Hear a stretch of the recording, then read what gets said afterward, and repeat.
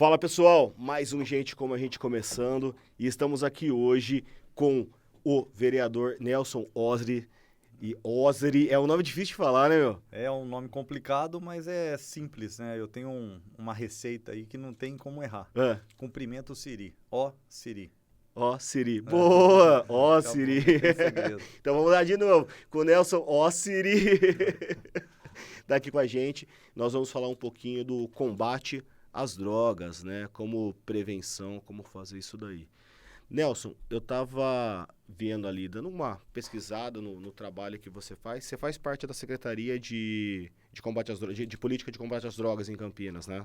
Eu primeiro agradecer, né, a oportunidade de estar aqui com você, Obrigado. falando sobre esse assunto de extrema importância, acho que para todo mundo, né? Não só para quem tem problema em casa relacionado à droga, mas principalmente para aquelas pessoas que não têm, né? Porque a gente precisa se prevenir, tomar conta dos nossos filhos. Eu até falo, adote seu filho antes que o tráfico venha adotar. Porque até o tráfico a gente sabe que oferece tudo aquilo que o pai e a mãe não pode dar, então é uma tensão aí realmente que tem que existir. Eu iniciei o trabalho de prevenção às drogas através da criação de uma coordenadoria de políticas de prevenção às drogas em Campinas, que foi a segunda iniciada no Brasil.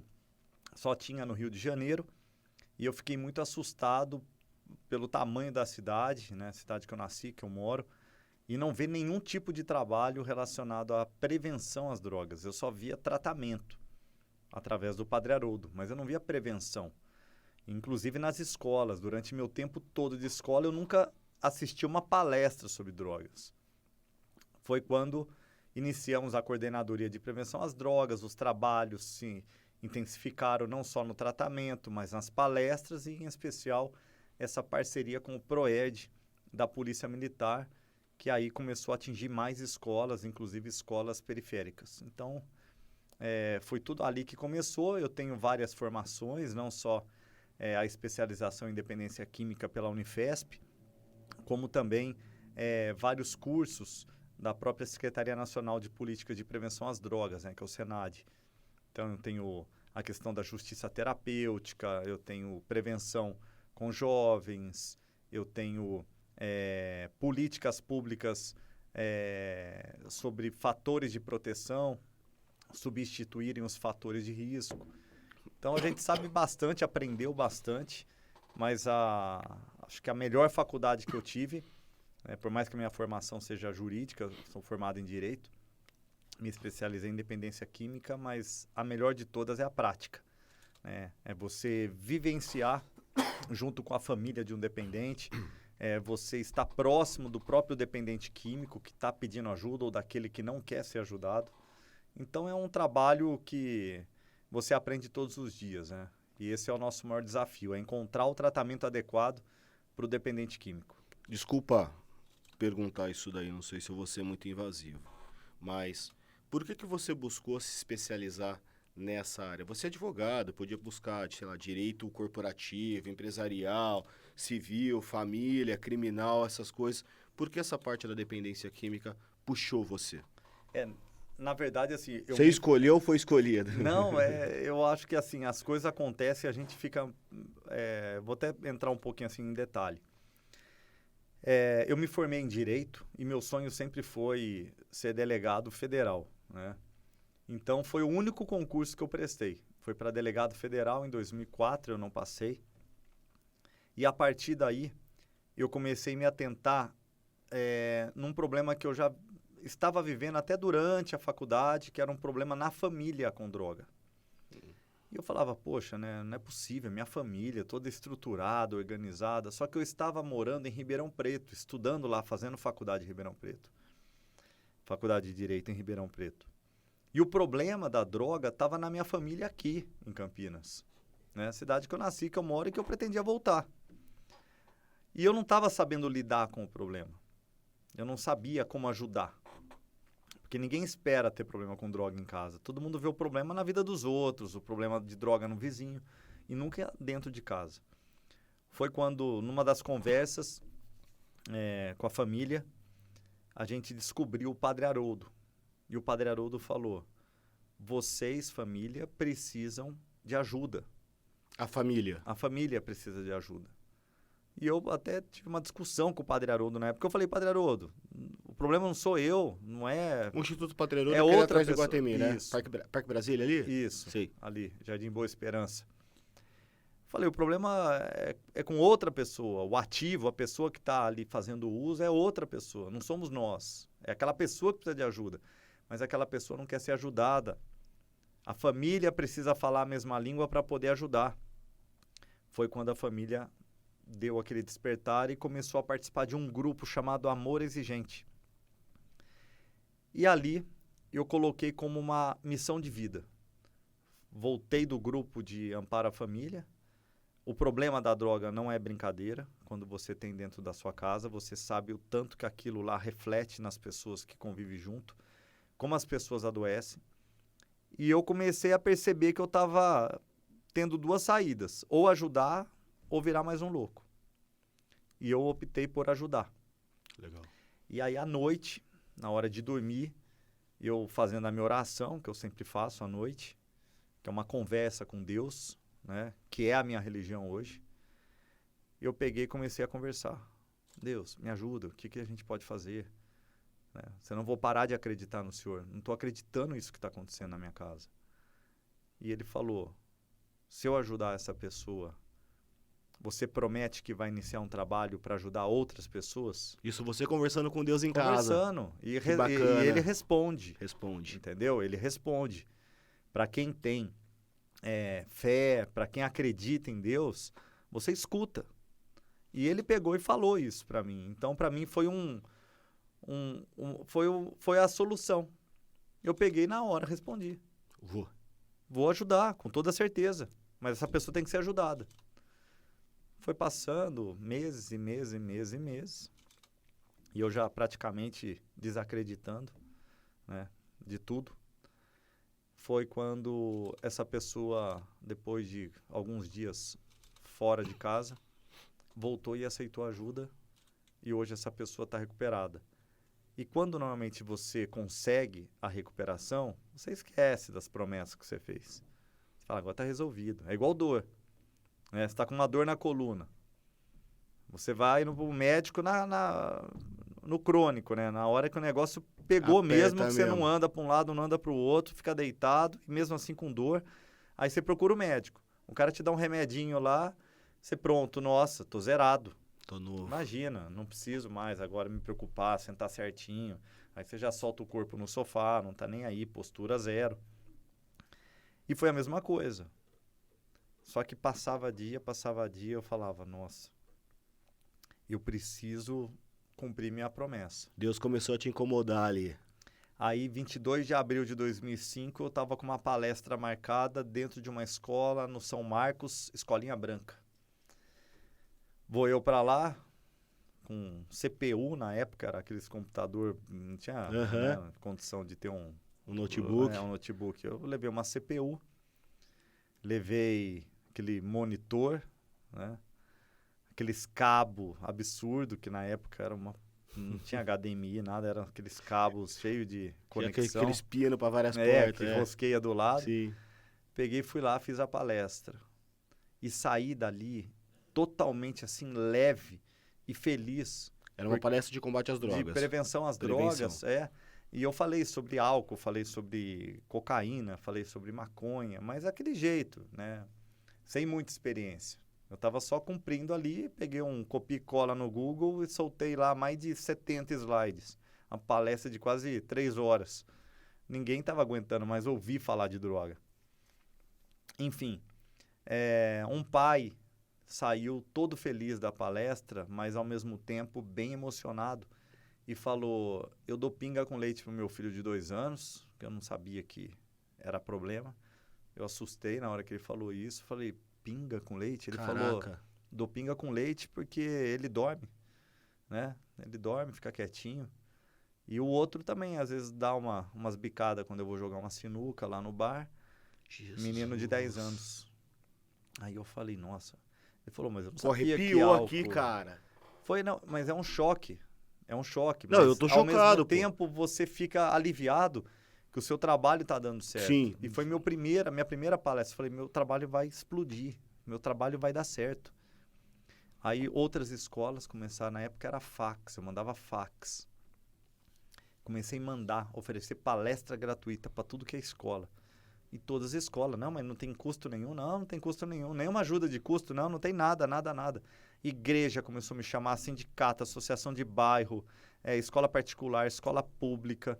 Você já era político nessa época ou não? Não, isso foi 2005. Isso foi antes de você virar político? Eu fui virar vereador em 2017.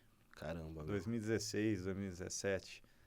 Enfim, esse trabalho é um trabalho que vem muito antes da política. Só que é natural, você começa a aparecer. Sim. Você está em todas as escolas, você está em todos os bairros, né? Você está andando para cima e para baixo, inúmeras pessoas conversando com você. Então, você vai ganhando popularidade. Até que eu comecei a focar mais, me especializar, realizar outros cursos, né? Fui me aprimorando. E o Padre Haroldo virou para mim e falou, continue esse trabalho. Não pare esse trabalho. Faça palestras, fale sobre o problema das drogas. Rapidinho, quando você fala o Padre Haroldo, você está falando da pessoa, do padre? Da pessoa. A pessoa você conheceu. Ele está vivo ainda? Não, o Padre Haroldo isso que eu ia faleceu. falar. Não, ele faleceu com tem um instituto 100 anos hoje. de idade. Tem o Instituto Padre Haroldo, que é referência mundial. Você teve uma oportunidade bacana de conhecer o homem. Muitos Nossa, anos. Que legal. Padre Haroldo foi assim um grande pai, continua sendo. Porque ele ensinou tanta coisa que a gente nem conseguiu ainda, né, colocar tudo em prática. E ele sempre foi aprimorando. Todas as conversas com ele, ele vai te dando ideias. E uma das ideias foi essa. Ele falou, vai falar sobre drogas. Eu falei, padre, o que eu vou falar sobre drogas? Eu não sei nada de drogas. Ele falou, fala qualquer coisa que todo mundo vai prestar atenção. Eu falei, poxa, eu não vou entrar numa escola e falar que droga faz mal. Tu não sabe disso. Vou oferecer uma palestra para falar o quê? Então, por isso que eu fiz aquele copia e cola. Mas depois, me especializando, aprendendo, estudando muito isso, estudo até hoje, eu comecei a desenvolver uma palestra bem educativa e com linguajar totalmente popular, didático, sem nada de linguajar jurídico, linguajar clínico, aquela coisa chata.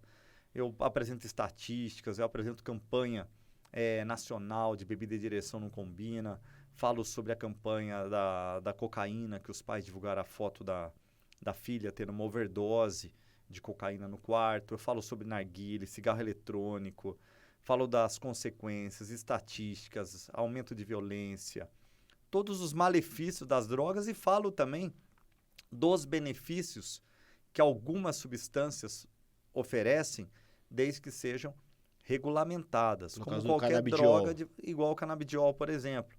Né? Ele, sendo utilizado para as pessoas que realmente têm uma prescrição, não vejo problema nenhum. É como uma droga de drogaria, de farmácia.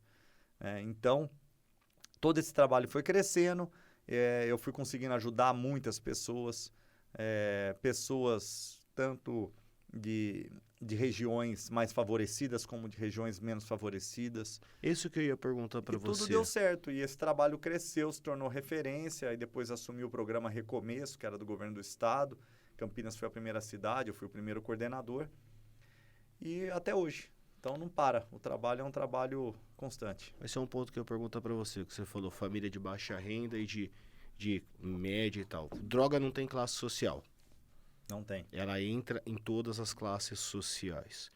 Assim, pela sua experiência, como que você vê que uma pessoa... Qual que é a primeira porta de entrada da droga? Porque assim, as palestras que eu assisti lá atrás, o cara fala, pô, começa com cigarro. Não de maconha. Pô, pegou um cigarrinho normal e tá fumando. Né? Qual que é a porta de entrada principal hoje na vida de um adolescente? Porque começa... Eu não vejo o pessoal começar a usar droga depois de velho. É de novo que começa, né? Qual que é a principal porta de entrada, assim, para quem não conhece, ficar de olho no filho, ficar de olho na filha, no parente ali, para você poder entender como é que isso daí chegou. Assim, existem N motivos para você usar a droga.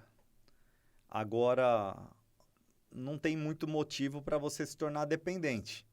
Ou você tem a predisposição em desenvolver a dependência química, né? Ou você não tem. Ah, existe uma condição fisiológica para isso? Existe. É igual uma alergia. Entendi. Existem pessoas que desenvolvem, outras não. Então, assim, todo cuidado, né, tem que existir, até porque é o que eu recomendo, né? Não dá para você brincar com a sorte, porque a dependência da droga é uma doença perigosíssima e muito difícil de você conseguir parar. Por isso que é uma doença incurável, né? Ela tem controle, que é você apagar a vela, parar de usar. Mas essa vela pode voltar a acender a qualquer momento. Então, existem N motivos, mas eu vejo que a questão de identificar quem está usando ou quem está partindo para a dependência química Legal. são alguns fatores. Tem alguns sinais para isso? Alguns sinais, exatamente. Como, por exemplo, mudança de comportamento, de humor. Esses sinais são aqueles que todos os pais principais precisam avaliar. Por isso que eu falo, o pai, né, os pais, no caso, ou os representantes legais, né, aqueles que estão lá os tomando tutores conta, e tudo mais. Exato. Eles precisam serem legisladores. Eles precisam colocar regra para os filhos e fazerem os filhos cumprirem. Se não cumprirem, tem que ter uma sanção, tem que ter uma advertência, tem que ter alguma pena. Isso que o amor, como que você falou? Amor exigente. Amor exigente prega. Prega também. Legal. Eles mostram, através de um dos princípios, que pais e filhos não são iguais. Os pais precisam legislar, colocar regra e fazer valer. Se os pais não colocam regra e os filhos passam a administrar aquele ambiente, esquece. Não tem como você mais voltar atrás. O que você vai fazer? Mas mesmo para quem já é viciado, você tem assim, você errou lá atrás. E aí, pô, a pessoa já tá mandando ali no ambiente, tá mandando na casa. Mesmo nessa Buscar ajuda. Mas ainda dá para legislar agora? Não, agora vai ser do meu jeito, porque é difícil fazer você não vai educar uma pessoa de 60 anos. Como que você vai mudar a educação de uma pessoa de 60 anos? Não dá para você mudar. Mas por isso que tem que pegar ali o mal pela raiz. A prevenção tem que vir desde cedo, né? É isso que eu trabalho e é isso que eu acho e acredito, né? Que não vou falar que é o remédio, mas é uma solução para amenizar um pouco toda a situação, né? Você trabalhar de forma o mais precoce possível a prevenção, tanto dentro de casa como dentro das escolas. Ocorre que muitas pessoas, né, não conseguem administrar essa regra dentro de casa. E quando acordam, a pessoa já se tornou dependente, o filho no caso. Então é importante, nesse caso, quando você identifica, né, que a pessoa já perdeu a rédea, não está conseguindo mais administrar o seu lar, e um filho já se tornou dependente, ou até mesmo ainda usuário, é buscar ajuda. Por isso que é importante esses grupos de autoajuda chamado Amor Exigente. Esses grupos vão te orientar, vão te colocar regras, vão colocar uma postura que você, de repente, tem que passar a ter dentro da sua casa. Porque às vezes você acha que está ajudando e está piorando a vida da pessoa. Eu já vi mãe, por exemplo, casos que já chegaram para mim, que você realmente fica surpreso. Eu já vi mãe passando na biqueira, falando para mim, eu passo na biqueira quando eu volto do trabalho, compro 2, 3 pinos de cocaína para levar para o meu filho não sair de casa para comprar. Eu prefiro passar, já compro para ele e levo. Na minha época, minha mãe passava na banca de revista para comprar figurinha para eu colar no álbum. Porra, pesado. Hoje nós estamos vendo as mães, os pais, saindo do trabalho, desesperado, porque eles precisam trabalhar, para comprar cocaína para levar para o filho não sair. Já vi mãe levando pedra, levando lata para o filho não sair correndo atrás de lata, para fumar crack dentro de casa. Fuma no seu banheiro, fica quieto aí, pelo amor de Deus. Não saia. Isso não é comportamento de um pai e de uma mãe. Então, caraca, esses grupos... de chorar uns negócios desses. É pesado. Não tem como nós falarmos de droga e a gente não se sensibilizar. Porra, porque demais. Nós passamos por isso 24 horas. Nós estamos aqui conversando, falando de um assunto super delicado, mas tem mãe agora desesperada procurando o filho, que o filho está 3, 4 noites virado. Entendeu? Eu já tive casos de motorista de ônibus, aqui de Campinas, que me procurou porque ele estava desesperado, que ele sabia onde o filho estava preso dentro de uma biqueira, tendo que pagar a dívida do filho. Ele falou, o que eu faço, Nelson? Eu não tenho condição, eles vão matar meu filho. Então, todo esse desespero, ele reflete na sociedade, né? Esse menino lá agora preso dentro de uma biqueira e o pai, motorista de ônibus, desesperado, tendo que resgatar o filho, entrar na biqueira e ter que pagar uma dívida de uma condição que ele não tem, de um dinheiro que ele não tem. É a vida do filho dele. Isso tudo reflete em mim. Caraca. Então, você fica carregado 24 horas. Assim, eu confesso que hoje eu já estou mais calejado, já sei administrar muito isso. Mas chegou a chorar vendo umas coisas dessas. Nossa, você não tem ideia. Você perguntar pro meu pai, pra minha mãe, pra minha esposa, ela vai falar. Ela vai te falar o tanto que eu já chorei, o tanto que eu já me desesperei, Já o orou, tanto que eu já mudei meu buscou. comportamento com ela. Com ela. Dela olhar pra mim e falar, Nelson, pelo amor de Deus, você é meu marido. Foca um pouco em casa, foca um pouco no seu filho, foca um pouco. Isso até hoje. Isso não é de um mês pra cá. Porque você tem uma missão Isso- você tem uma missão pacto que você fez com Deus, né, meu? Reflete na gente. Reflete. Ela trabalha, minha esposa, como procuradora da República, ela está hoje na cidade de Guarulhos, né? E lá é o aeroporto de Guarulhos. Lá ela trabalha com tráfico de drogas, Cara, tráfico internacional. Ela fala, eu tenho 300 mil audiências, a gente prende droga para tudo que é lado. eu vejo Mas aquela série Aeroportos, lá Isso, mostra direto ela isso. é de Guarulhos. Sim. Exatamente, é o trabalho dela, é aquele lá. Tudo aquilo lá é a audiência que ela participa. Todos aqueles que são pegos, O Ministério Público tem que estar lá junto. tem que estar junto, o Ministério Público Federal. Ocorre que você não tem ideia o tanto de droga que entra. Porque a Polícia Federal, o Ministério Público Federal não tem a estrutura suficiente para pegar. Mas era essa Então pergunta. passa 10 toneladas e prende 150 Então, mas quilos. essa pergunta que eu ia fazer para você agora. A gente tem acompanhando aí o governo, a parte a Polícia Rodoviária Federal. A gente está prendendo muito, recordes atrás de recordes de Sim. apreensão de drogas, Nelson. E, cara, e como é que isso daqui tá tudo abastecido ainda? Porque, meu, eu olho assim e falo, gente, é muita droga. Não. Então, assim, os números é estratosférico de volume de droga que tem. É muita droga.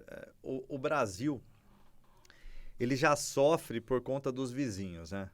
Praticamente todos os países vizinhos do Brasil são produtores de droga e controlam o mercado mundial. Paraguai, Chile, aí, Venezuela, Bolívia. Colômbia, né? Bolívia. Ou seja, praticamente todos produzem drogas. E nós temos uma fronteira terrestre Extensa. enorme. E toda droga para ir para fora, né? Tem que precisa passar pelos portos e aeroportos daqui. Fora, além da terrestre, da fronteira terrestre, tem a fronteira marítima. Então você imagina, né? É muita terra, é muito lugar para entrar e tudo passa para levar para lá. Então, assim, não é uma guerra, porque eu acho que essa guerra ainda não existiu. A guerra que nós vivemos hoje, entre aspas, guerra, é sobe e desce morro.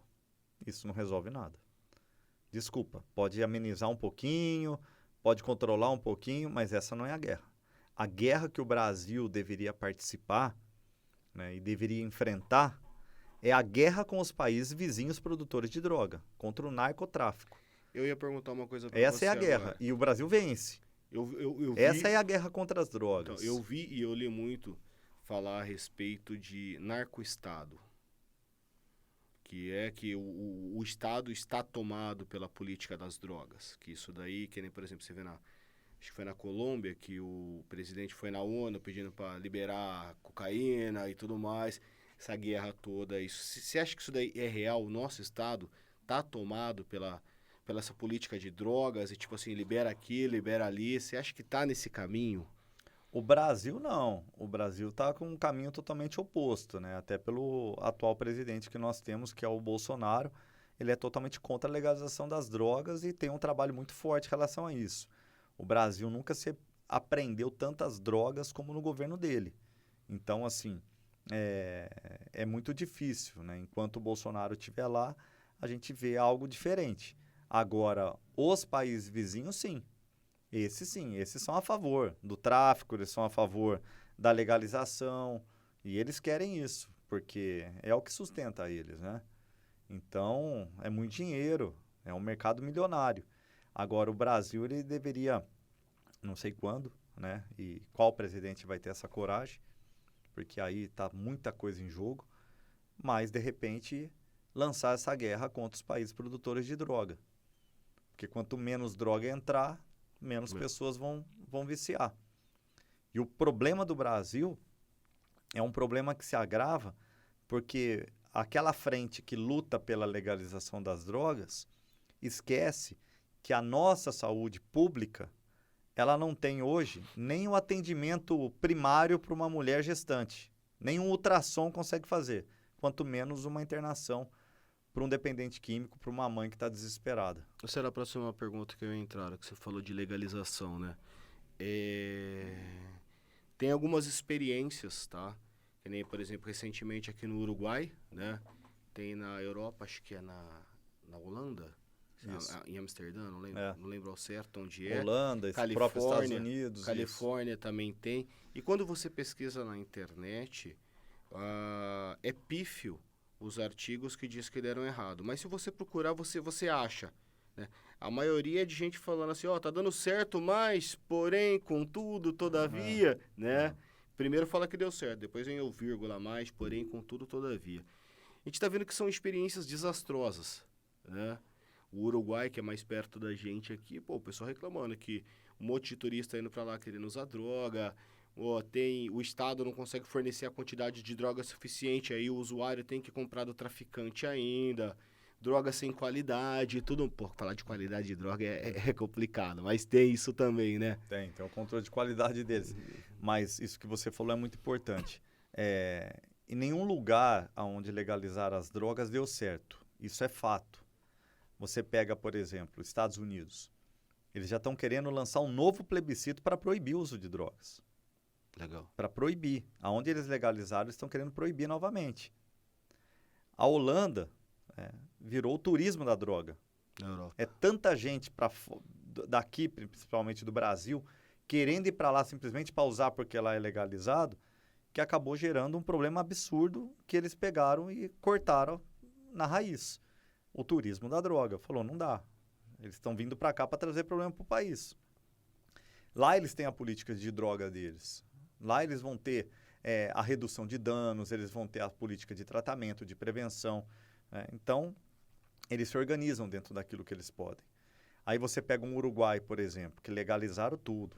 Descriminalizaram, legalizaram, virou a festa. Não foi só maconha? Não, a maconha. Só a maconha. A maconha. Mas eles legalizaram, descriminalizaram, vendem na farmácia, só que eles não têm a quantidade necessária. E muitas pessoas começaram a falsificar o atestado para poder buscar a droga. Então, pessoas que não tinham necessidade estavam buscando. E isso fez o quê? A guerra do tráfico entre eles. Eles mesmos, traficantes, começaram a guerrear. Porque, primeiro, quando você legaliza uma droga, não fique achando que vai acabar com o tráfico de drogas, porque agora está legalizado. A droga mais apreendida no Brasil é uma droga legalizada, chama-se cigarro, que é através do contrabando.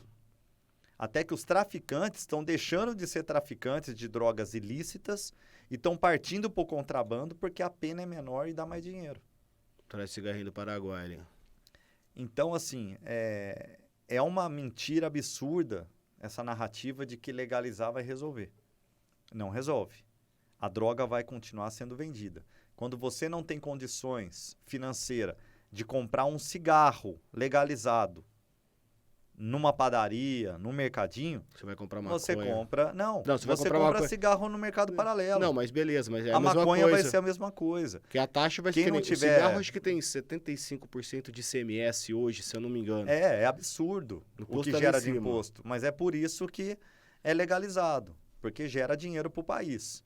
Entendeu? Gera muito dinheiro.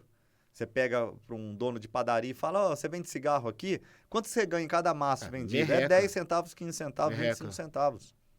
Aí por que você vende, já que você não ganha nada? Ele falou, porque o cara que vem comprar o pãozinho vem para comprar o cigarro. O cliente, e se eu não vender cigarro, o cara não compra mais pão aqui. O tabagista ele é um cliente fiel, meu. Exatamente. Se não tiver o cigarrinho dele, ele não volta lá. É verdade, tô te falando. Então, esse mundo das drogas, se você não enfrentar uma guerra contra quem produz, nós vamos ficar enxugando gelo. Não adianta, a droga está entrando. Nós temos fronteiras absurdas de extensas. Nós não temos um exército, uma polícia federal que consiga fechar nossas fronteiras e proibir a entrada de drogas. Não tem como. Entra toda hora. Olha o aeroporto de Guarulhos. Você pega 150 quilos, entrou 2 toneladas, passou 2 toneladas. É gente levando droga para o mundo inteiro e tudo passando por aqui. Então, e muito do que passa fica. Tem muitas quantidades que acabam ficando aqui. Porque aqui nós estamos também usuários de drogas. O Brasil não é produtor de droga. É consumidor. O Brasil é o número 1 em usuário de crack. É o campeão mundial. Sério? O Brasil é o número 1 em usuário de crack. As próprias cracolândias, quando elas surgiram na década de 80, elas eram restritas ao sul e ao sudeste. No caso, São Paulo. O que aconteceu? Ninguém deu atenção para aquilo. Porque falaram é coisa isolada. São pequenos espaços que estão sendo utilizados para o uso do crack. Quando o negócio se alastrou e o próprio tráfico de drogas no Rio de Janeiro fez campanha contra a venda do crack, que eles não estavam mais vendendo crack porque estavam matando rápido. E não interessa para o traficante... Tô perdendo meu cliente. Dependente morto. Não interessa o usuário morto.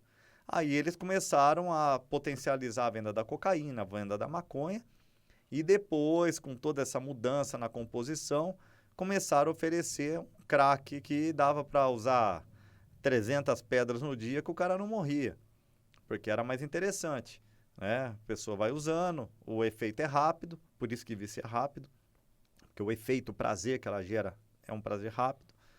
Então a pessoa tinha vontade de usar novamente. Então ficava usando, dando dinheiro. Esse é o ponto. Vamos lá. A gente fala assim, pô, droga é ruim, droga é ruim, droga é ruim. A droga, cara, quando você usa ela no primeiro momento, ela te dá uma sensação boa de euforia e tudo mais. E aí você falou uma coisa, a pessoa tem predisposição ao vício, né? E aí a pessoa, pô, sei lá, sofre de uma ansiedade, ela quer aquela felicidade de novo. É esse o ciclo? A droga, ela é prazerosa, né? Algumas pessoas, lógico, tem reação. Tem gente que fuma uma pedra de crack e vomita. Tem gente que fuma maconha, passa mal. E aí, natural, vai ter uma rejeição. Vai falar, não quero de novo sentir aquilo. Quando eu uso, eu vomito. Quando eu uso, eu passo mal.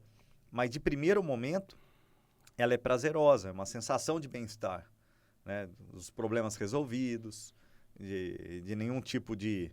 Pressão ali em cima do ser. Pressão, principalmente psicológica, né? Que todo mundo vive hoje.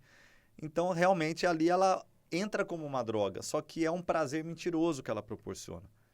Esse prazer, ele tem um tempo de começo e de fim. E na hora que chega o fim, você quer usar novamente. Então, você pega, por exemplo, vou dar um exemplo de 2 drogas bem parecidas, né? Que são praticamente primas, que é o crack e a cocaína. O crack é feito da pasta base de coca. Então, você pega um gráfico de um usuário de cocaína. Aqui, ó. Ele cheirou. Tum. Esse é o gráfico. Começou a dar o efeito. Saiu o efeito. Acabou o efeito. Usou de novo. Porque ele quer aquele prazer novamente. Usou de novo. O do crack é isso, ó. Usou. Por isso o cara tem que ficar usando toda hora. Tem que ficar usando toda hora e vende a mãe se for necessário, porque ele precisa sentir aquele prazer. Por isso que falam que o crack é devastador. Por isso que falam que o crack vicia rápido. A droga, você sabe quando ela vicia de uma forma mais agressiva ou não? Pelo tempo de prazer que ela proporciona. Você, quando dá uma pitada numa pedra de crack, que é fumada, então é pulmão, coração, sangue, pum, e chega no cérebro, esse trajeto todo, quando você dá a pitada, leva 15 segundos. O efeito, o prazer que ela proporciona dura de 10 a 15 minutos. E aí você quer de novo. Aí você quer de novo. A cocaína já leva mais 30, 40 minutos. A maconha, 30, 40 minutos. Aí tudo depende também da composição, né? Do que você está usando. Porque hoje a coisa está tão largada que, por exemplo, tem maconha de péssima qualidade, né? Que os caras passam produto de veneno barata para potencializar. Ou fazem aquele famoso pitico. eles trituram a pedra do crack e prensa no tijolo da maconha. Então o cara fuma maconha de péssima qualidade, Mas dá uma... mas Pá, porque tem o crack ali no meio. porque tá usando crack. Porque tem o crack junto. Então, esse Caraca, mercado, meu. ele é muito organizado. É o crime organizado, né? Então, eles são totalmente organizados. Eles fizeram, na época, quando o crack chegou no Rio de Janeiro, dentro de pacotes de figurinha, a pedra do crack vinha lá.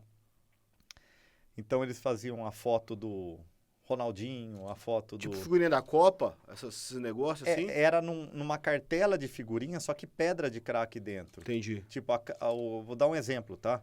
Os nomes que eu tô falando aqui... Tudo exemplo, É tudo fictício. exemplo, Por exemplo, a pedra de crack do jogador tal, com a foto Entendi. do jogador, como se fosse boa.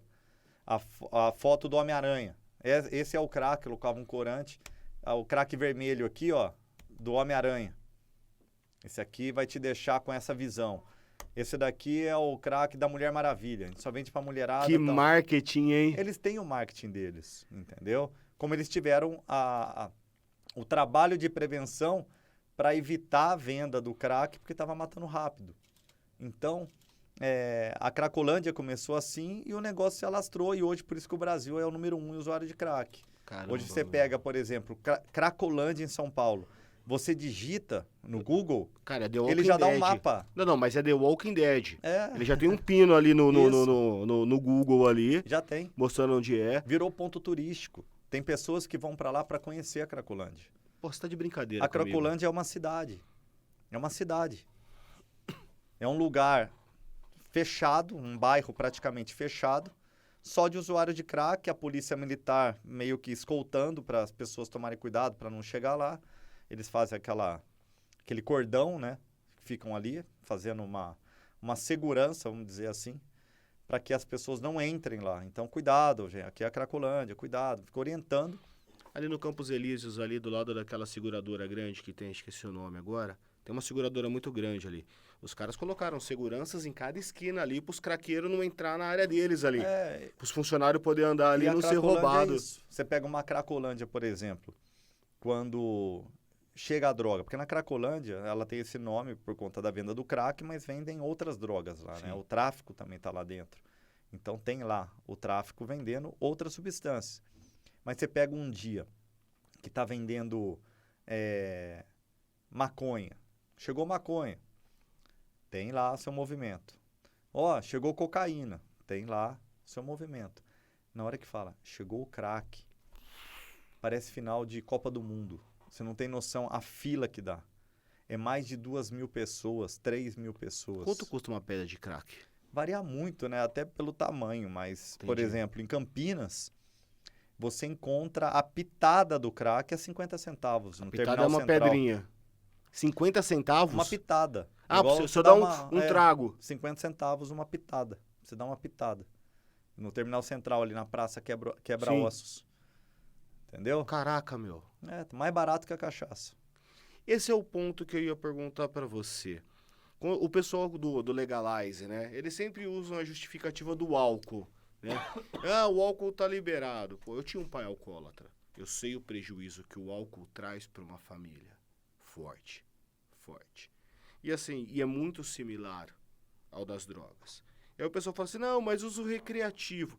Eu até pensava no uso recreativo. Aí você colocou esse negócio, a predisposição Sim. do vício. Falou, pô, não tem uso recreativo se o cara tiver predisposição fisiológica aí Sim. pra se viciar no negócio. Conheci muita gente que trabalhava comigo, que, pô, saia na hora do almoço, acabava de almoçar, eu ia fumar um cigarrinho. Os caras iam fumar uma maconha pra poder voltar pra trabalhar. Porque eles não falam, não, eu só consigo trabalhar bem se estiver com um. Eles falam, cara, dentro da indústria, velho. Porra, mundo corporativo. Você fala, caraca, mano, que merda é essa? Né? E aí eu pergunto pra você, como é que fica essa questão da discussão da liberação? Porque você tem o álcool liberado, e o álcool é ruim. Tudo em excesso é ruim, mas assim... É que o álcool e o cigarro são duas drogas já legalizadas, né, que nós estamos praticamente seguindo como exemplo, né, para não liberar as demais substâncias. Então é referência, porra, a merda que dá. Nós moramos num país, como eu estava mencionando, onde você não consegue oferecer nem o atendimento primário para uma gestante. Hoje tem 3.000 mulheres na fila para passar um ultrassom. A criança nasce e a mulher fica sabendo do sexo só depois de 3 anos. Ou seja, um exame, um ginecologista no Sistema Único de Saúde. Como é que vai dar atenção para o dependente? Então, como que você vai dar atenção para um dependente químico? Nós temos 2 drogas legalizadas que o próprio país já não consegue de verdade regulamentar. Como é que você vai regulamentar mais Quantos droga? menores não bebem? Porra. Sendo que é proibido beber. Menor é proibido beber. Quantas pessoas não pedem ajuda? Eu estou falando das que pedem ajuda para um tratamento de alcoolismo e não conseguem o tratamento porque não tem vaga gratuita ou porque as vagas gratuitas já estão lotadas. E você falou um negócio legal. A pessoa que tem um dependente químico em casa hoje e, cara, ela tá preocupada. Você falou assim, enquanto a pessoa não procura ajuda, né, a família tem que ser ajudada. Onde que a família pode buscar orientação hoje? Porque, cara, porque isso é um assunto muito comum. Toda a família, cara, você conversa, pô, não, tem um caso na família, pô, tem um amigo que é assim. Onde que a família pode buscar apoio e orientação hoje em Campinas? O que existe hoje em Campinas de políticas públicas que dão esse amparo para os dependentes químicos, para as famílias que têm um dependente químico e que quer ajudar? Quando eu falo dependência química aqui, eu estou falando de todas as drogas, tá? Estou falando de álcool, estou falando de cigarro, estou falando de crack, estou falando de cocaína, de maconha, de LSD, de tudo. Existem os CAPS-AD, que é o Centro Psicossocial Álcool e Drogas. CAPS-AD. CAPS-AD. Onde que tem aqui em Campinas? Tem, se eu não me engano, 5 5. CAPS. Tem no Taquaral, tem ali perto do Campinas Shopping.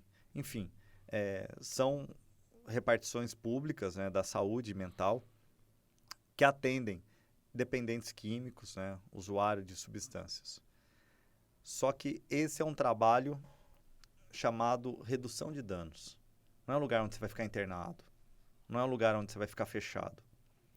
Aí nós temos o programa Recomeço, que é um convênio com o Instituto do Padre Haroldo, né, onde as pessoas passam pela Coordenadoria de Prevenção às Drogas e são encaminhadas, que é essa coordenadoria que eu criei lá na época de 2010, 2009, por aí. E de lá eles vão para o Instituto Padre Haroldo, que é uma comunidade terapêutica, trabalha em regime fechado e de forma voluntária. O que é o regime fechado? A pessoa vai entrar lá de livre e espontânea vontade, ela vai entrar de forma voluntária. Ela vai escrever uma carta de próprio punho dizendo que aceita o tratamento porque quer, deseja e é dependente. Lá não é um tratamento medicamentoso. Lá você pode ter um medicamento ou outro para controlar uma ansiedade, controlar isso ou aquilo, mas não é um lugar onde você tem uma clínica, onde você tem medicamentos, onde você tem médicos que vão estar lá à sua disposição. Lá você vai trabalhar larboterapia, espiritualidade e a leitura. Lá tem uma equipe multidisciplinar. Laborterapia vai trabalhar mesmo, vai mexer suar, na terra. Vai ter programação, horário para acordar, horário para dormir. Rotina. Vai ter a rotina, vai fazer seu almoço, vai ajudar na cozinha, vai ter oficinas, vai ter curso, vai ter isso, vai ter atividade física, vai ter tudo. Se eu não me engano, são 6 refeições no dia. Você tem uma cama, você dorme, né, num lugar apropriado. E tem toda uma equipe, né, também que dá todo esse amparo. Então, esse é um outro serviço, que é a comunidade terapêutica através do programa Recomeço. Tem os grupos de autoajuda, tá? Que é Alcoólicos Anônimos, Narcóticos Anônimos, Amor Exigente, que são braços que também estão ligados com essas instituições. Queira ou não, né, quando uma pessoa entra no Padre Haroldo, a família também recebe como uma sugestão o amparo num grupo de amor exigente. Ou até mesmo um amparo para o próprio dependente químico que já está na fase de saída. Porque dentro de uma comunidade terapêutica, o dependente químico fica por até 6 meses, que é o que eu acredito. A necessidade de fechar as portas para a maioria dos casos. Você tem que colocar ele no regime fechado. Fechar as portas e fazer ele refletir. Não tem desculpa, eu tenho que resolver meu casamento, eu tenho que resolver uma dívida que eu estou devendo. Amigo, agora é o momento de você pensar única e exclusivamente na sua vida. O maior patrimônio que você tem é a sua vida. Então, foca nele. Vamos E se aqueles aproximar casos, de Deus. Você falou de regime fechado, né? E aqueles casos daquelas mães em desespero que amarram os filhos dentro de casa? Eu vejo assim, pô, a mãe sendo criticada pra caramba por isso. Essas são as internações compulsórias, involuntárias, contra a vontade da É pessoa. possível isso? É possível isso, só que você tem que buscar a Meios justiça. legais. Você não consegue através do serviço público, porque o serviço público hoje é contra isso. Eu ia perguntar por que Eu que não sou fazem totalmente favorável. Eu acho que em alguns casos não dá para esperarmos. isso? Você tá Se brigando por uma vida ali, cara. É o que eu falo. A pessoa não tem mais discernimento. Ela está colocando em risco a vida dela e a vida de terceiros. Porque Sim. se ela tiver que matar você para Um roubar seu surto relógio, ela te psicótico, mata. ela vai. Entendeu? Eu não vou esperar essa pessoa ser presa porque ela te matou, né? Para depois eu ir lá, Na cadeia e apontar o dedo para ela e falar assim: nossa, coitadinho, ele é um dependente químico, ele tinha que estar num tratamento. Se o Estado não interviu na hora que tinha que intervir, é crime. E se ele cometeu o crime, matou ou roubou para sustentar o vício dele, é polícia. Por isso que as operações, quando elas ocorrem, e por muitas vezes dá errado, é porque eles não trabalham o que tem que trabalhar. Você tem que trabalhar com a polícia, você tem que trabalhar com a assistência social, você tem que trabalhar com a saúde e tem que trabalhar principalmente com espaço para tratar essas pessoas que querem ser tratadas. E além de ter a justiça do lado para encaminhar através de internação compulsória. Esse caso que você falou, de mães que estão acorrentando, que estão lá no desespero. Essas mães estão fazendo isso para o filho não sair de casa e usar droga. Além do crime de financiar o tráfico, de comprar a droga, eles estão correndo o risco de cometer outros crimes, que é matar Ou então alguém morrer na rua também, pô. ou até morrer na rua. Então, se a vida dessa pessoa está em risco e a nossa vida, a vida de terceiros também está, porque o Estado não vem, não tira e não trata. A maioria das pessoas que são internadas à força, que vão para essas clínicas involuntárias, que hoje é só clínica particular, o poder público não oferece, depois de 3 meses no involuntário, à força se tratando, elas passam a aceitar o tratamento. 3 meses. Depois de 3 meses, elas já passam a entender o porquê elas estão lá. Porque já não tá mais sob efeito de drogas. É porque não já tem tá mais toda uma influência equipe. de amigos. É importante a Um medicação. trabalho psicológico. Você tirou ela daquele círculo vicioso. Entendi. Porque o dependente químico, naquele grau elevado, que ele não quer mais usar, mas a droga usa dele, e esse é o estágio mais agressivo, mais perigoso que tem, que a gente chama, a gente rotula até essas fases com nomes de animais, né? Começa com a fase do macaco, que é a fase da alegria. A fase do macaco é a fase da diversão. Tudo é engraçado, é o jovem, bebe, fuma, não vai dar nada. Bebe para facilitar até, para chegar na menina, a menina bebe para chegar no rapaz. Só que essa fase passa. E aí você entra na fase do leão. Quando a droga começa a te deixar agressivo, uma pessoa autoritária, uma pessoa que já não consegue mais participar dos prazeres da vida. Você troca esses prazeres. Você não quer estar com a família, você não quer ir numa igreja, você não quer ir no aniversário de uma criança que não vai ter bebida alcoólica. Consumindo droga. Você saiu da fase do macaco, onde você começou a usar droga, e foi para a fase do leão. O que te interessa na fase do leão é ambientes que tenham droga, amigos que usam droga. Você não quer saber de sair com quem não usa droga. Você não quer saber de ir para um ambiente que não vai ter um álcool, por exemplo, ou que não vai ter outro tipo. Você começa a ter mudanças. E da fase do leão, a droga te leva para a fase do porco, que é a fase onde você perde a sua higiene pessoal. Você perde a família, você perde as suas responsabilidades, que é o que acontece com 80% dos moradores de rua. Essas pessoas que estão nas ruas, elas não nasceram nas ruas. Não. Elas se tornaram moradoras de rua. 80% é por conta de droga.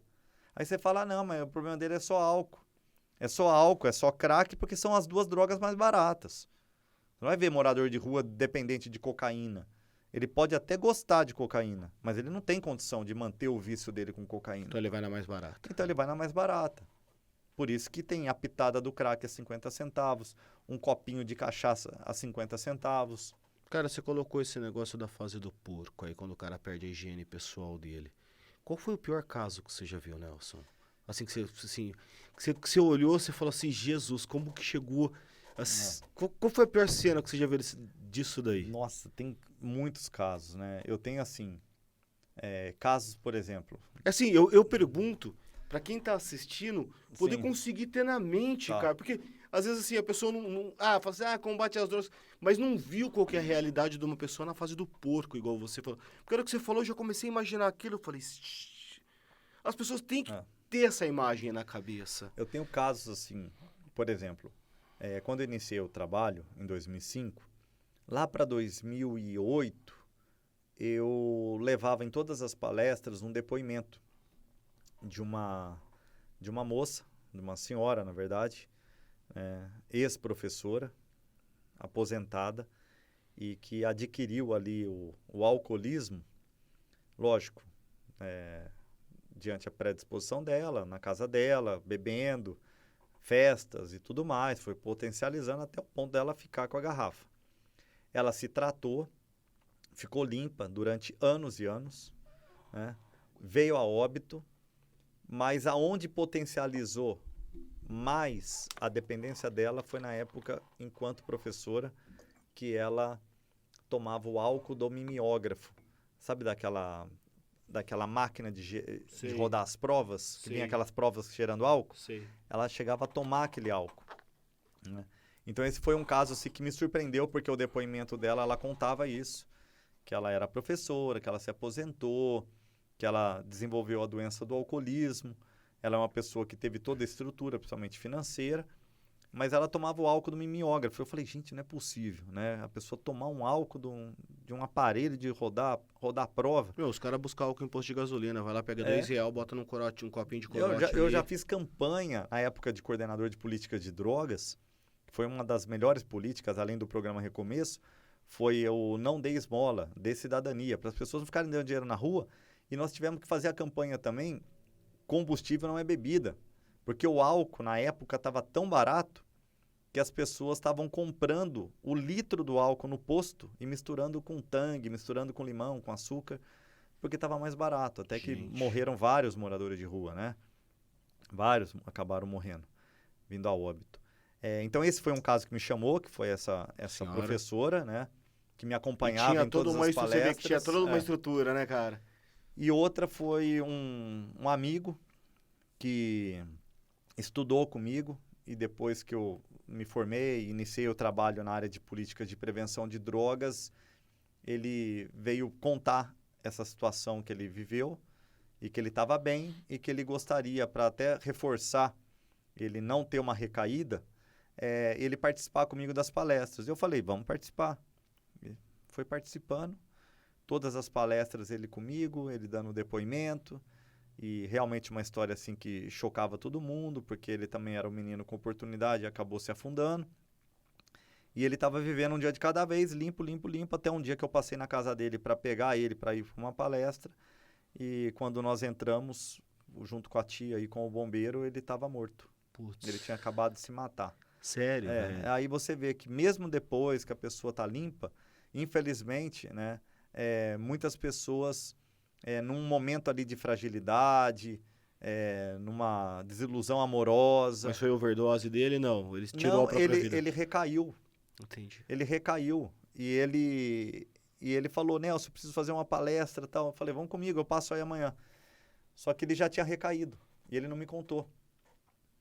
E quando eu cheguei para buscar, ele estava morto. Ele se enforcou com a mangueira do chuveiro. Caraca, Nelson. Então, aí você pega casos assim, tudo muito próximo. Pessoas, esse menino estudou comigo. Depois que eu iniciei o trabalho de drogas, ele se aproximou. Contou a história dele, começou a participar. Essa foi uma professora que eu nunca imaginei que, né, fosse tomar álcool de mimeógrafo. Também veio a óbito, mas ali foi por conta da idade, lógico. E com certeza chegou para ela. Algum problema também da dependência química. Né? E teve casos também de pessoas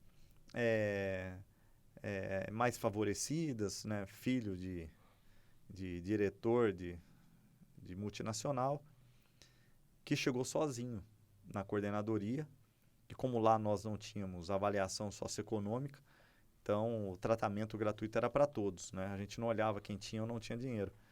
Mas chamou atenção pelo fato dele já ter sido internado várias vezes, e ele falou, nenhuma vez eu fui por vontade minha, eu sempre fui pela vontade dos meus pais. Eu nunca precisei roubar, porque eu sempre tive tudo.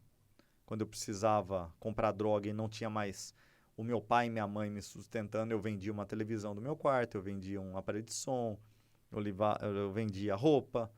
Então, eu nunca precisei roubar. Só que hoje eu estou vindo aqui te procurar porque eu quero.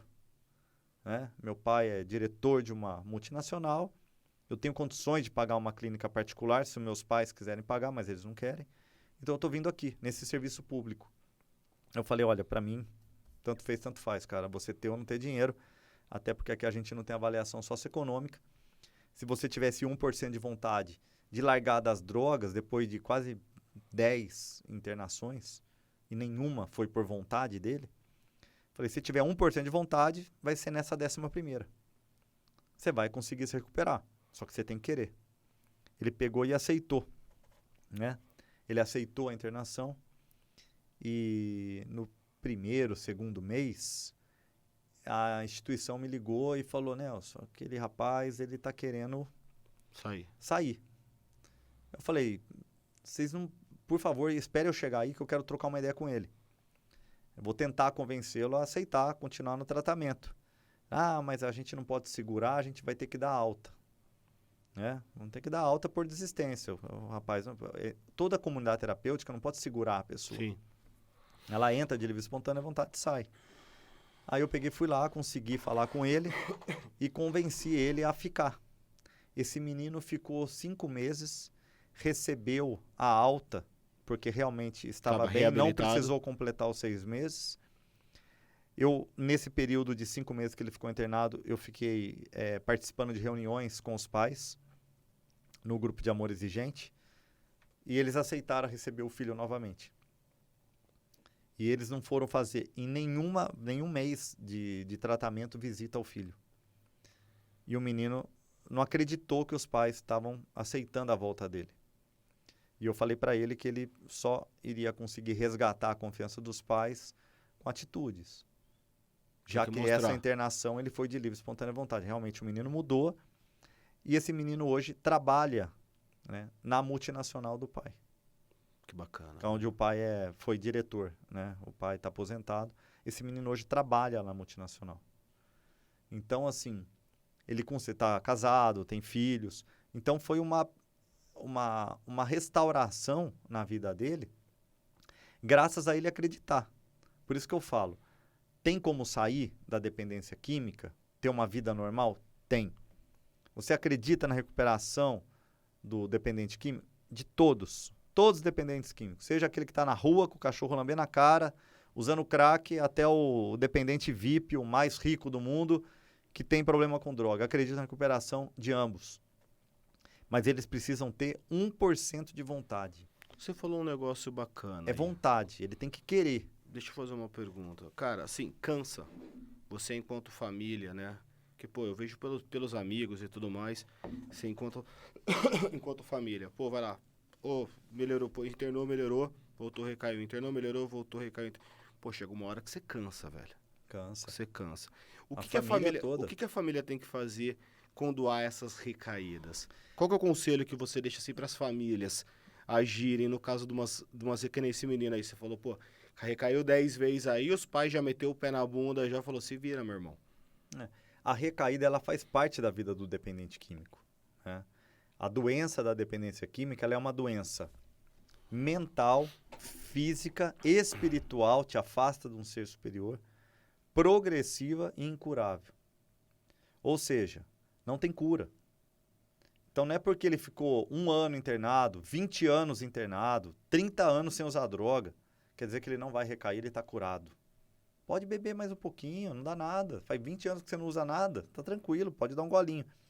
Esse golinho é o suficiente para desandar e beber o caminhão que tiver que beber. Eu, em 2012, eu parei de fumar.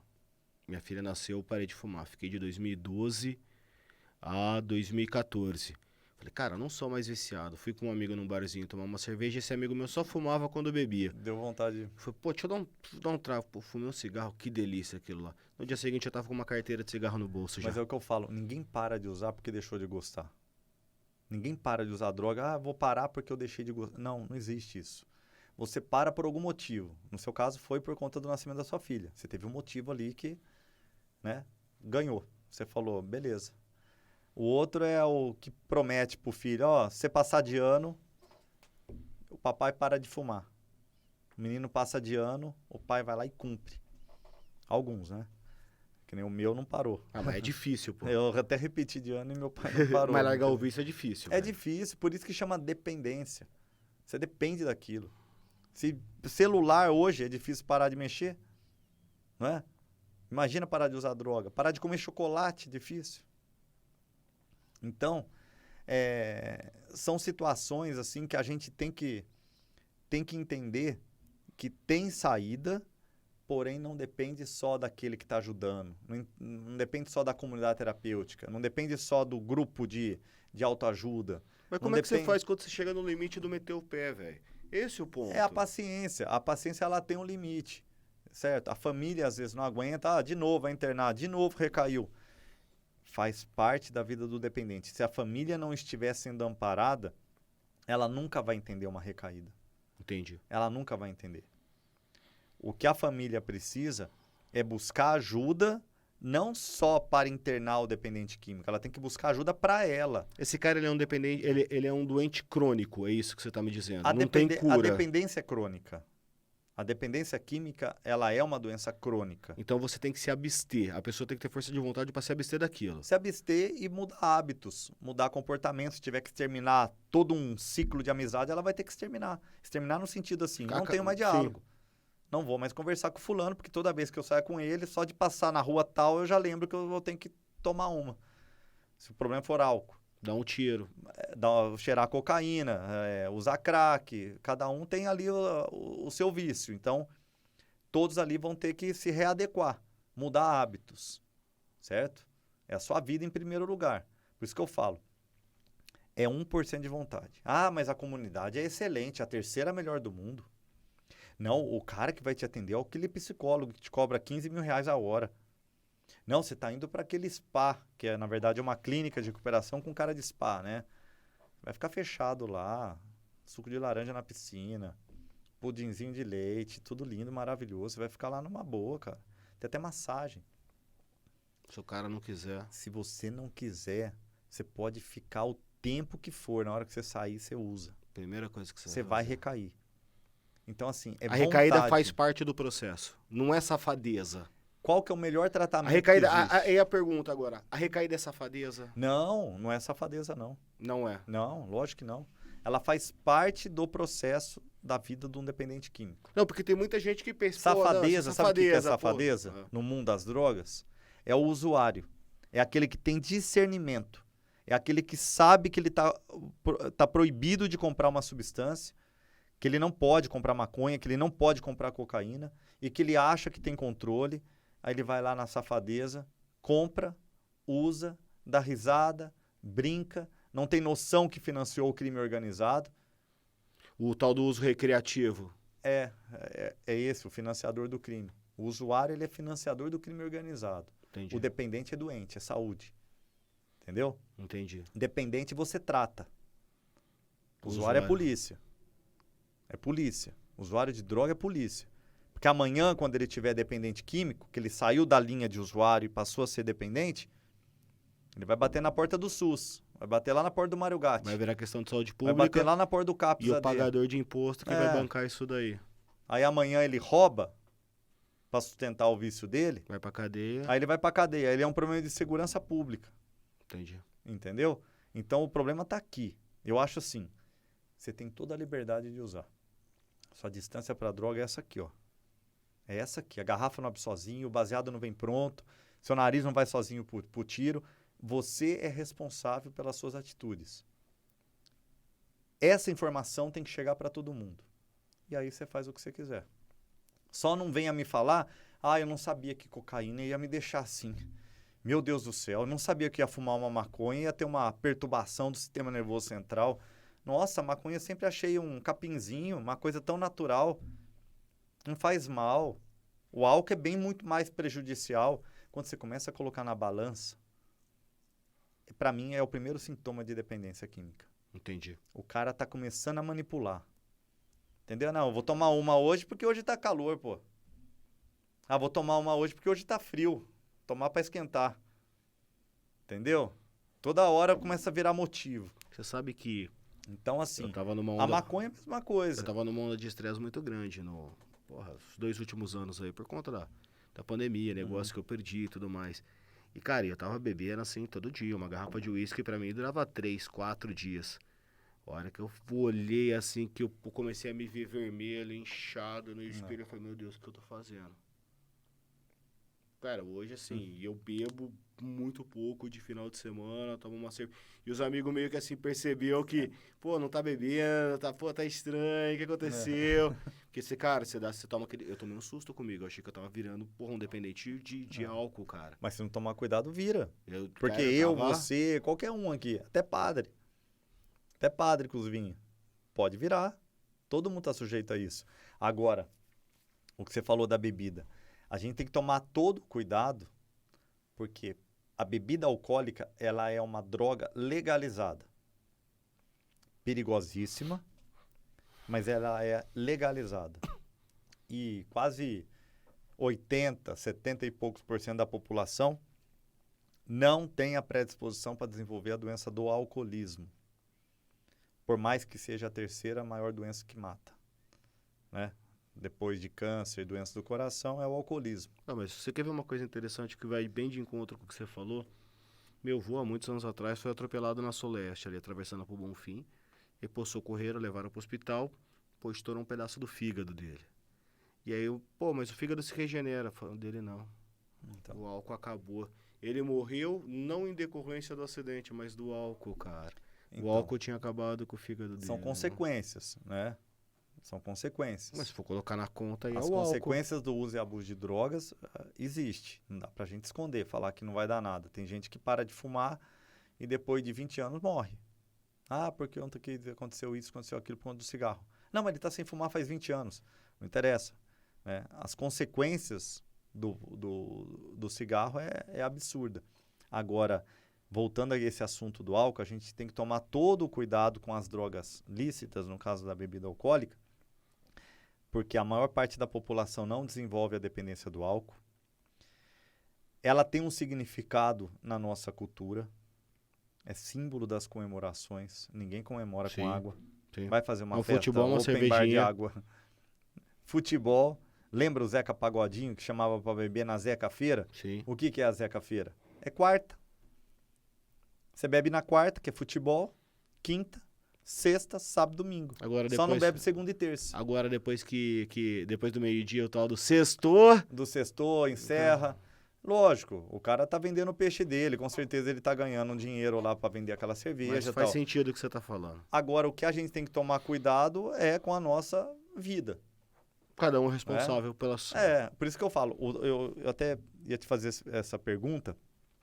Se você sabe, isso aí eu aprendi logo no começo, quando eu iniciei o trabalho com o Padre Haroldo, que qual que é o tratamento mais barato que existe? Porque antes todo mundo reclamava de preço, porque o Padre Haroldo antes você tinha que pagar. Você pagava caro. Lá tinha uma avaliação.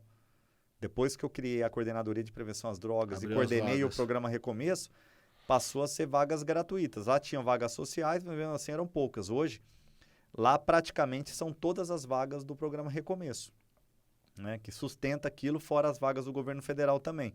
Só que o governo do estado paga mais, paga R$ 1.350 por dependente químico e paga por dia. Né? O estado, se não me engano, paga R$ 1.000, 1.100, alguma coisa assim. Qual que é o tratamento mais barato hoje? É o que você está fazendo. É o espelho. Não é a prevenção? É o espelho. Sabe aquele espelho do camelô? Sabe? Sei. Aquele de fazer laranjinha por volta. Custa 10, 15 reais. Compra um espelho daquele, coloca num lugar do seu quarto, do seu banheiro, num lugar mais privativo, um lugar seu, e conversa com você. Esse é o tratamento mais barato que tem. É a hora que você fica de frente para você e assume a sua impotência. Que nem você falou, eu tava me olhando, eu tava me achando. Cara, pra mim você pode mentir, pro padre você pode mentir, pro pastor. Você mesmo, você não mente. Pra você, esconde o celular, esconde tudo. Conversa com você. Essa conversa, velho, resolve. É o tratamento mais barato que tem. Eu conheço pessoas que pararam de usar crack conversando com ela. Do cara me ligar e falar, Nelson, Não uso mais. O cara gritava. Achava que ele estava desabafando, brigando comigo. Mas não. Ele estava comemorando. Que ele não usava mais Não crack. vou usar mais. Não, ele tinha acabado Afirmando. de decidir. Ele falou, Nelson, conversei comigo, não uso mais crack. Falei, cara, vamos procurar o tratamento. Não entra nessa. Você tá prometendo pra mim, você vai se ferrar. Não adianta você prometer pra mim, cara. Você não vai me manipular, vir com essa mentira. Você vai voltar a usar. Isso é papo furado. Nelson, não uso mais crack. Já conversei comigo. Tô te falando. O cara nunca mais usou. O cara tá bem. O cara tá bem. Tá disposto, tá casado. Não é porque casou, tá bem. É que o cara conseguiu resgatar a família Conseguiu dele. fazer um negócio da vida dele. Né? O cara tinha separado da mulher, o cara não tava mais... O filho dele não sabia, 7 anos de idade, não sabia quem era o pai dele. Porque o cara tava perdido na pedra. Entendeu? O cara mudou, passou a ter filho. Né? 7 anos ficou no crack. O filho dele falou, não tive pai, tô tendo pai agora. Ou seja, é a vontade. Se você tiver 1% de vontade e conseguir ficar de frente pro espelho, acabou. Você resolve dentro da sua casa isso. Você dá muita palestra em comunidade, não dá? Faço palestra em tudo que é lugar. Até canteiro de obra. Você já tomou um enquadro já de traficante? Fala, pô, que você tá vindo falar merda aqui? Pá, alguma coisa do tipo, assim, já chegaram, não sei? No São Fernando. No São Fernando. Porra, ali é forte, né? Mas ali foi um vacilo também. Porque no começo eu ia sozinho. E aí o que aconteceu? Eu parei no São Fernando, numa escola do estado, diretora minha amiga, professores e tudo mais. E levei um monte de cartilha num movimento chamado Movimento Sou Feliz Sem Drogas, que era para criança. Uma forma de falar da droga de uma forma lúdica, de pintar, colorir, não aceitar coisas de estranho, aquela coisa toda. E aí eu estava dentro da sala de aula, abriu a porta assim, o cara falou, cheguei. Eu olhei para cada diretora, olhei para cada professora, todo mundo que estava ali, aquela criançada toda sentada. Ela pegou e falou, Nelson, conversa com ele. Eu já vi que o clima não estava legal, né? Que era alguma coisa estranha. Já. E até a forma que a pessoa me abordou. Aí ele pegou e falou, ó, você tá querendo tirar meu ganha-pão? Quem que te autorizou a entrar aqui?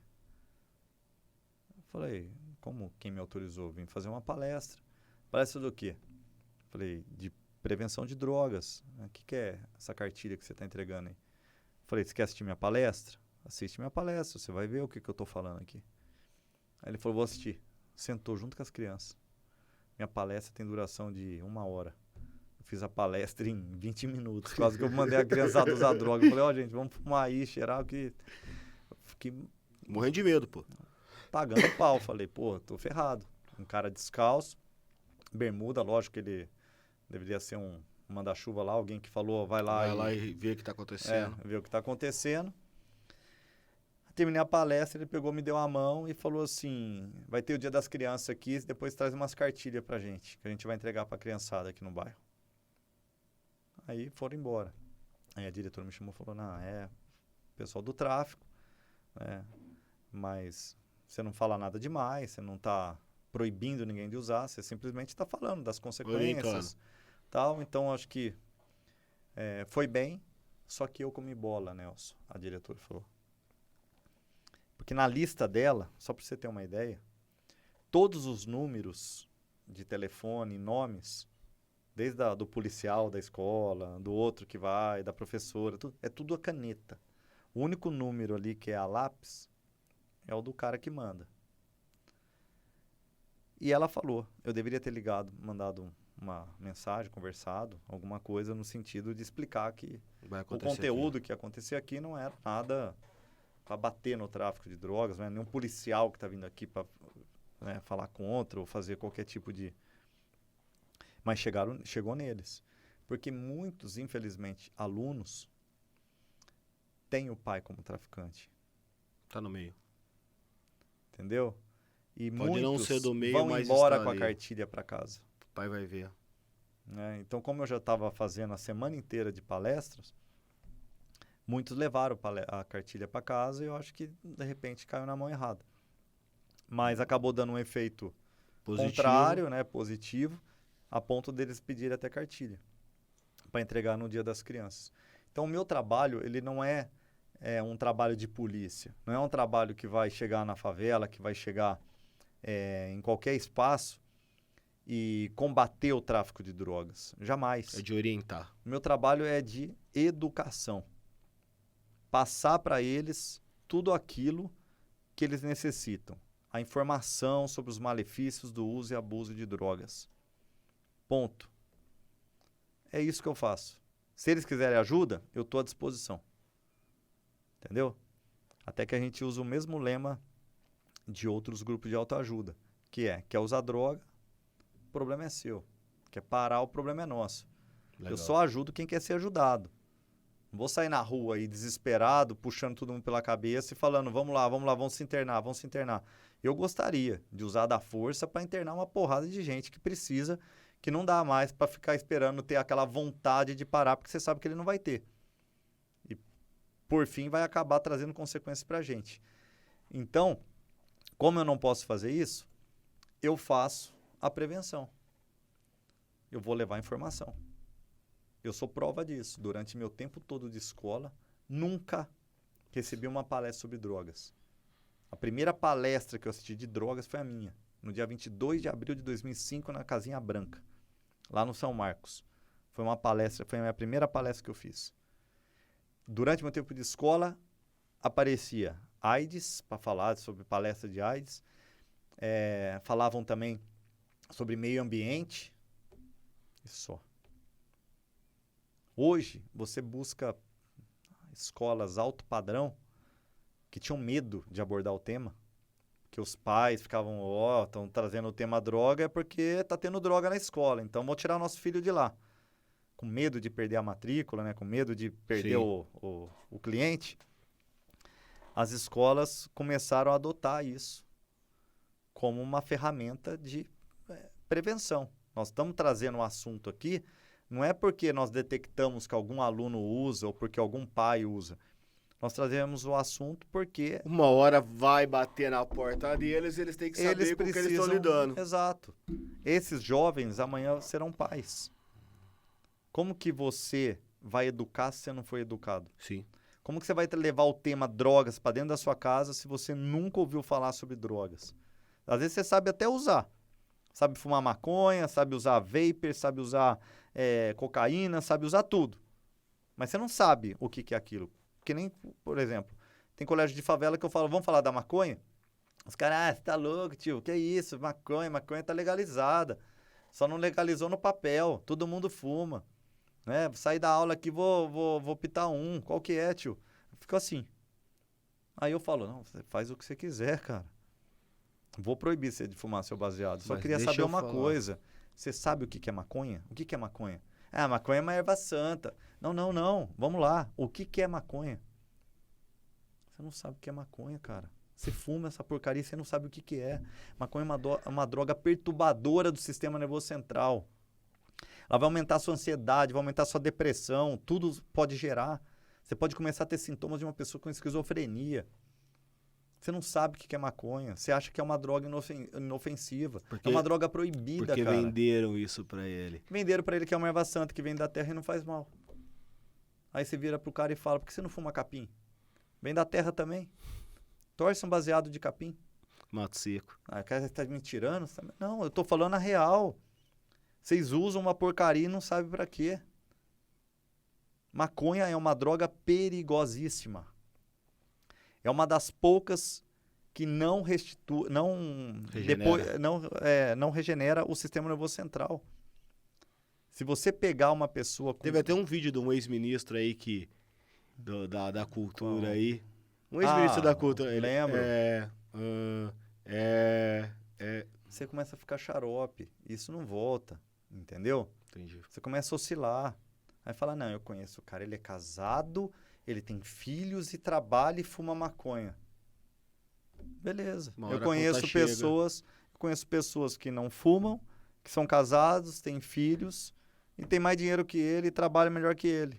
E aí? Então, assim, eles ficam criando narrativas como se aquele negócio fosse... colocando um romancismo em volta Eu nunca ouvi falar que ninguém morreu por conta de maconha. Porra. meu amigo. Olha o tráfico de drogas, pô. Olha, Fica devendo pro traficante, mano. fica devendo pro traficante, mas tem mais. Você pegar e falar de saúde. O crack é uma droga fumada. O cigarro é uma droga fumada. A maconha é uma droga fumada. Geram vários tipos de câncer. O mesmo câncer que o cigarro causa, o crack oferece. A maconha oferece. Eu tenho vídeos de pessoas que usavam narguile. Tiveram câncer de boca. Câncer na língua. Caraca. Jovem. Eu mostro isso pra eles. O cara não tem noção que ele usa um narguile e que lá tem cromo e chumbo, que são metais que não são eliminados do organismo. Pesado pra caramba. Que gera vários tipos de câncer, inclusive o câncer de boca. Mas o narguilé, o que os caras botam? Maconha lá pra fumar? Você pode ou colocar o que você qualquer- quiser. Qualquer fumo ali. Você pode colocar o que você quiser, Entendi. né? Tem essência. Tem muita gente que coloca uma essência lá de tutti-frutti, fala, nossa, que cheira bom. Não é porque cheira bom que a coisa é boa. Uma sessão de narguile, ela dura até 90 minutos. Mas o narguilé não é, normal, não é alucinógeno, né? Não é Não. Só pra fumar mesmo. O problema do narguile é cromo e chumbo, que são metais que não são eliminados do organismo. Entendi. Entendeu? Uma vez que você botou a boca na piteira, você tem cromo e chumbo dentro do seu organismo e não vão ser eliminados. Fora que você fica compartilhando aquela piteira, né? Mas independente disso, Hepatite, os cambal, né? o problema principal é cromo e chumbo. Mas você pegar o tempo de um cigarro comum, que leva de 5 a 7 minutos, um cigarro comum. Quando você acende, 5, 7 minutos. Certo? Uma sessão de narguile, até 90 minutos. Fumando Ou aquilo seja, ali. você tá como ativo, com a boca na piteira, E depois passivo. e depois porque os outros tá passivo, fumando. respirando dos outros. Ah, mas eu não trago. Amigo, você não traga, e daí? É cromo e chumbo. Tem metais nessa porcaria. Todo narguilé, inclusive o eletrônico. O cigarro eletrônico. Tem cromo e chumbo. Sério? Tem cromo e chumbo. Vou jogar meus vapor embora, mano. O vapor. O cigarro eletrônico. Tem muita gente que acha que aquilo lá é só uma maquiagem para tentar... Lembra do cigarro? Aquilo não é vapor de água, mano? O que é aquilo? Então, pode ter o vapor de água, mas ele tem... Quais os dois que eu falei agora? Cromo e chumbo. O cromo e chumbo, que são os dois metais. Todos esses cigarros eletrônicos, eles têm na sua composição cromo e chumbo. Então, quando você coloca aquilo lá na boca, você está trazendo cromo e chumbo toda vez para o seu organismo. Entendi. Lembra do cantor sertanejo? Lá que passou mal, teve uma insuficiência. Lembro, foi internado depois, tudo mais, sei. Que ele falou, Eu não lembro o nome. era quase ele estava falando que foi quase um câncer, né? Quase detectou lá um câncer no pulmão quando ele viu o raio-x dele. O pulmão dele estava tão tomado que pela imagem parecia um câncer. Entendi. Então, muitas coisas vão sendo oferecidas depois que o cigarro perdeu todo o glamour. O cigarro antes tinha propaganda na TV, propaganda em tudo, esporte. Depois Sim, foi tirando tudo. Foi tirando. Então, foi ficando uma situação muito complicada e eles criaram essa estratégia de chegar com outras. A própria Souza Cruz, elas tinham 2 empresas, fábricas no Brasil. Hoje só tem uma. Caiu a venda de cigarro. Hoje tem aquelas advertências que muita gente fala, isso não dá nada, o cara não vai parar de fumar por Não, causa dá um daquilo. impacto, sim. Mas aquilo lá não é para quem fuma. Aquela imagem é Pra para quem quem não não fuma. Entendeu? Então, assim, esse mundo aí de prevenção de drogas, de política de drogas, ela tem que acompanhar, né, A evolução a do que tem no evolução mercado. do próprio crime organizado, que chega fazendo a propaganda da droga como se fosse tudo mil maravilhas. Infelizmente, muitos jovens têm muito mais acesso às informações do tráfico de drogas, como se nada fosse acontecer, do que ter uma informação oficial, uma informação realmente que faça ele acreditar que não precisa acontecer para tomar uma medida.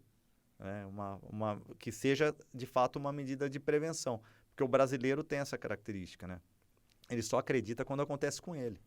A Se gente não tem acontece, a gente ele tem a fica... cultura da ação corretiva e não da preventiva. Exatamente. Ô Nelson, vamos lá então, só pra gente recapitular pra quem tá assistindo em casa aqui e se interessou pelo assunto, acompanha a gente até aqui. e está precisando de ajuda. Então nós temos os CAPs AD, né?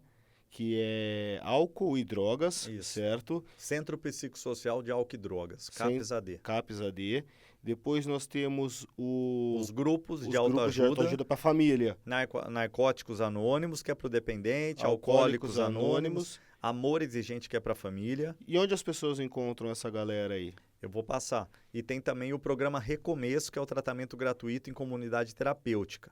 Que é lá Tá. dentro do No Padre Haroldo, que é onde tem esse convênio com vagas gratuitas, vagas sociais, para as pessoas que têm um dependente químico e querem o tratamento fechado, realmente acompanhado por uma equipe multidisciplinar. Tanto o CAPS quanto o grupo de autoajuda não são espaços fechados, são reuniões e a questão do CAPS é um atendimento clínico, né? É a questão da saúde mental. Mas a pessoa não fica lá por 6 meses. Não tem sabe? nada disso. O tratamento do dia. A pessoa vai lá um dia, depois volta no outro, vai lá. Porta aberta.